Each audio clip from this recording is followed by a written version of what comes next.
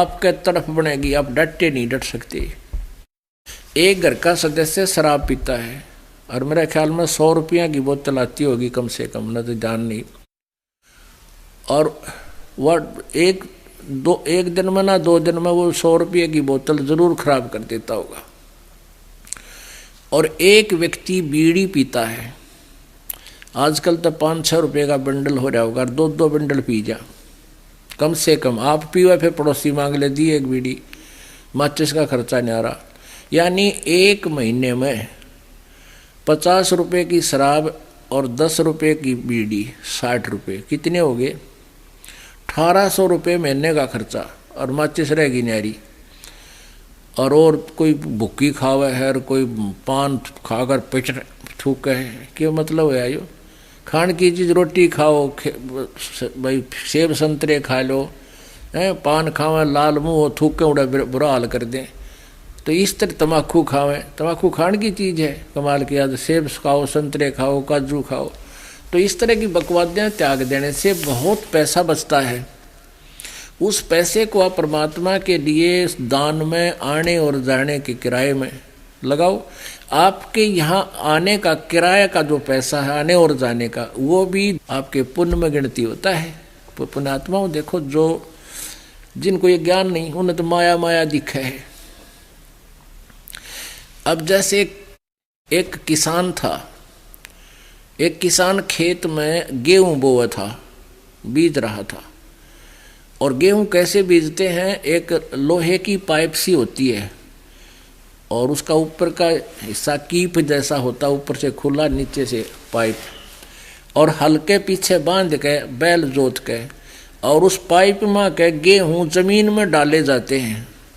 Hulls की फाली जो होती है गेहूं में खूड बनाती चलती है, एक लाइन सी खींच देती गहरी, और उसके अंदर से गेहूं डलता चला जाता है मिट्टी में, बीज, वो गेहूं के दाने, और ऊपर से मिट्टी ऑटोमेटिकली उस पर आ जाती है। एक कोई व्यक्ति था जो शहर में जन्मा, शहर में ही पला, और उसकी नौकरी लग गई यहाँ एक रूरल क्षेत्र में, ग्रामीण क्षेत्र में। वो पहली बार आया गाँव अपनी ड्यूटी पर। उसने देखा किसान खेत में गेहूं बोया था। वो देख के खड़ा हो गया, भाई वो क्या कर रहे हैं?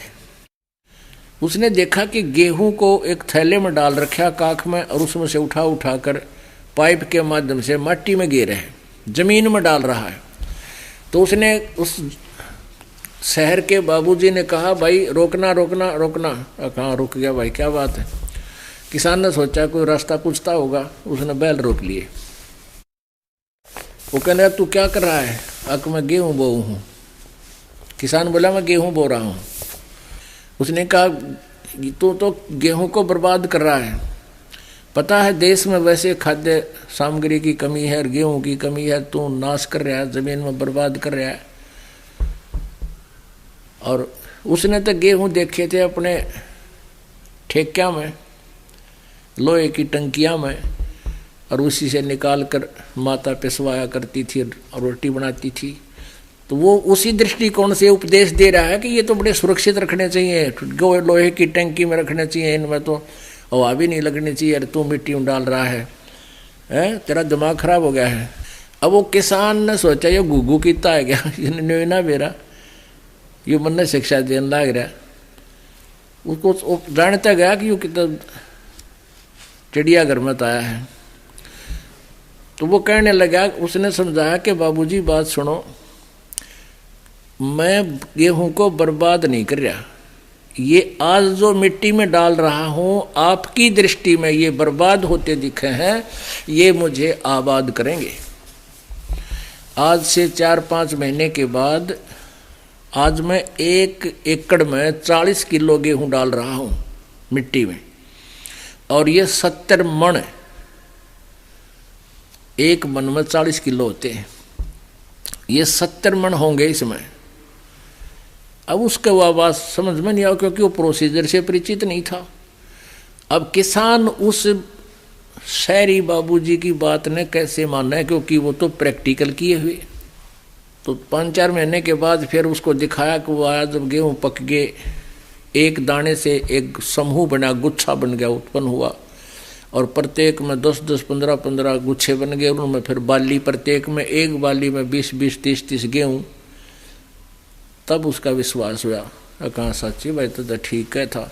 तो पुण्यात्माओं, आज जो इस ज्ञान से परिचित नहीं है, आप जी यहाँ आते हो, दान करते हो, तो वो आपके हो सकता परिवार के सदस्य भी हो सकते हैं इस प्रकार के, जो आपको कहेंगे कि तू नाश करेगा, तीसरे दिन सत्संग में चला जाता है, दान करते हो, तुम न शर्म नहीं आती, पैसा कितना होगा, 100 प्रकार के अड़चने पैदा करते हैं।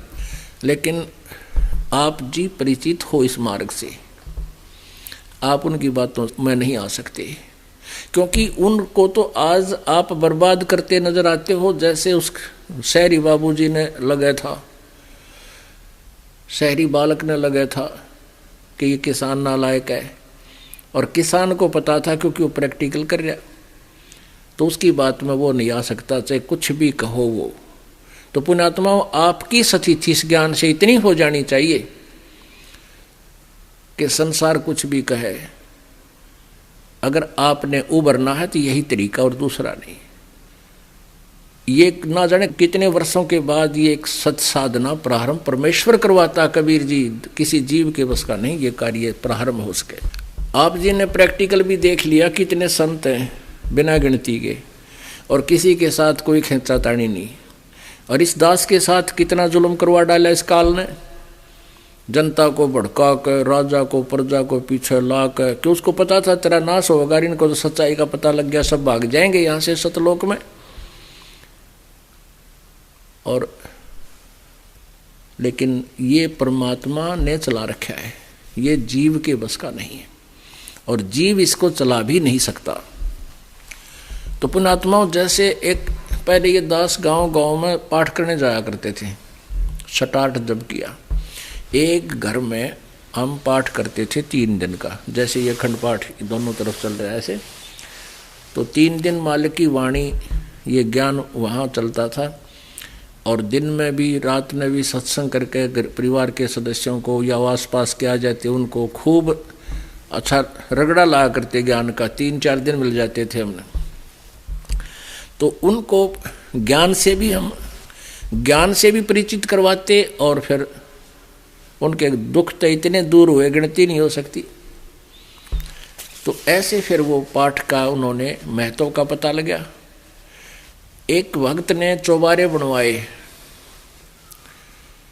उनके किवाड़ ना चढ़े थे, किवाड़, और उधर से पाठ रखवा दिया। हम पाठ करने गए हुए थे, जिसके घर पर पाठ हो रहा था उपदेशी थे, उनका खुद भाई दूसरा, वो नाम नहीं ले रखा था, उपदेशी नहीं था। फिर 2 उपदेशी नहीं है, ज्ञान से परिचित नहीं, उसके विचार तो ऐसे ही होते हैं। कहता है एक रिश्तेदार आ गया, बहन का बटेऊ पति,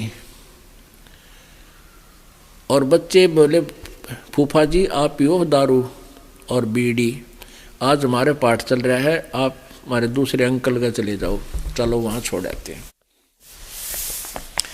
वो बोला मैं आपका चला जाऊँगा, वहाँ तुम घनी छोड़ के आओगे, यानी महसूस सा किया। खाना खुना भी उसको वहीं खिला दिया।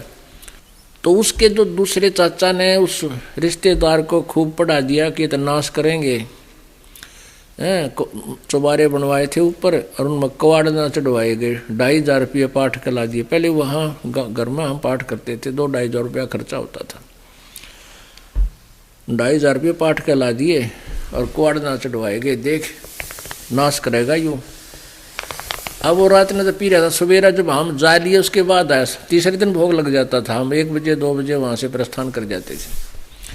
तो उसके बाद बताओ थे जी, फिर आया हमारा रिश्तेदार हमारे पास, और हमने शिक्षा देने लगा, कहने तुमने तो नाश करना है, क्यों बर्बाद करते हो, यू के पाठ पाखंडी आ रहे थे, हैं अच्छे अधवे पाड़े थे, और कुआड़ ना चढ़वाए गए तेरे पे, और 2,500 रुपये खर्च कर दिए तले। तो वो कहने लगा देखो कमाल की बात, वो स्वयं दारू पीवे, बीड़ी पीवे, और सारे उल्टे काम करे, और भगत ने शिक्षा दे, अगत ने यूँ के कर दिया, ऐसा नहीं करना चाहिए था। अब वो भगत उसकी क्यों कुर्बान का, जिसने इस ज्ञान कर, उनके घर पैसा दुख था, परमात्मा ने दूर किया, वो ना बताया उस पड़ोसी ने।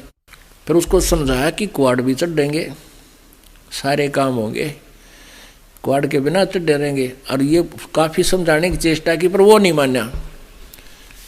फिर वो कहने लगे हम भी ना माने, हम क्यों मानना थे उसके, जब वो हमारी अच्छी बात ना नहीं मानता तो हम भी नहीं मानते, हम भी नहीं माने, हम कैसे मान जाए। एक मजाक का चुटकुला है, एक टीचर क्लास में बैठा था और बच्चे शरारत कर रहे थे। एक व्यक्ति आकर बोला मास्टर जी, कहाँ भाई अगे बच्चे नहीं डरते आप तय। उन्होंने बोला मैं क्या डर रहा हूँ इनते, मैं भी ना डरता। तो भाई वो ना मानेंगे तो हम भी ना मानना उनकी, सीधी सी बात है।